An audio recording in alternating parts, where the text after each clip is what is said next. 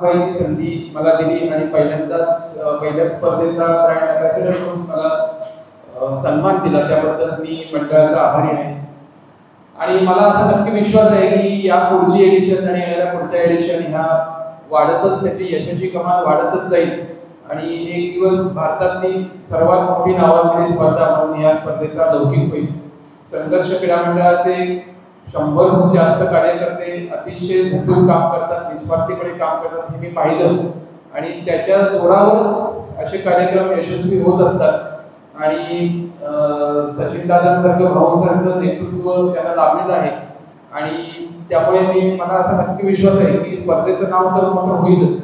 आणि एवढ्या सगळ्या मॅरेथॉन आम्ही बघितल्या, त्याच्यामध्ये वेगळेपण या स्पर्धेचं असं आहे की फक्त गावोगावीचे धावपटू येऊन बक्षिसं मिळवत आहेत किंवा त्यांचे पर्सनल रेकॉर्ड्स होत आहेत एवढंच उद्दिष्ट नाही, तर संघर्ष क्रीडा मंडळानं लोकल जी मुलं आहेत ज्यांच्यामध्ये टॅलेंट आहे धावण्याचा किंवा बाकीच्या स्पर्धांमध्ये त्यांनी आधी नाव कमावलेलं आहे, त्यांना धावण्याच्या स्पर्धेत ते कामगिरी करू शकतात अशा मुलांना हेरून त्यांच्यासाठी फ्री ऑफ कॉस्ट त्यांनी मागच्या वर्षी जे काही केलं ते असं कधीही कुठे बघितलं नव्हतं की त्यांना चिप पण लावलेली होती. प्रत्येक मुलाच्या मागे जवळजवळ 500-600 रुपये खर्च केला होता. अशी गावोगावून बसने मुलांना मागवून घेऊन केलं, म्हणजे हे खरोखर खूप मोठं सामाजिक काम आहे आणि नुसतं मॅरेथॉन भरवण्यापेक्षा ह्या कामाचं मोल खूप जास्त आहे.